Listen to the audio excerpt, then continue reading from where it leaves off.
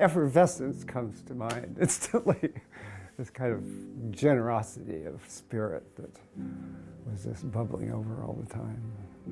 Freshness and ingenuity, and being very restless about the same thing over and over again.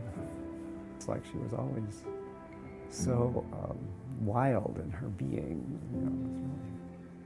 Well, I met her very early, around 1980, when I think it was even before the transition from African dance into Continuum. Because for years she was giving classes in African dance with drums, and she had the whole voodoo thing. She had chickens, butchering chickens and all that stuff. And then around that time is when she started paring it down to Continuum. Having a teaching that really helped us recover a sense of our animal, plant, fish-like nature that had been so cut off by the Industrial Revolution and all of the Christian teachings and all of that. So that to me was the core of what I think she really contributed.